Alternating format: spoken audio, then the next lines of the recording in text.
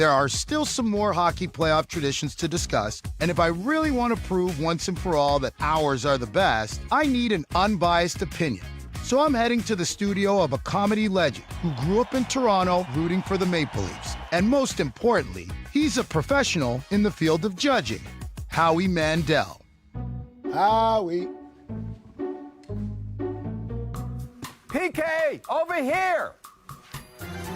Howie, what's going on, man? What is this? This is a hologram. This is cool. I'm a germaphobe, so everywhere I go, I don't. I just beam myself. I would love to live off this planet in a spacesuit, just not touching anybody. So you're telling me I can be a hologram too? Really?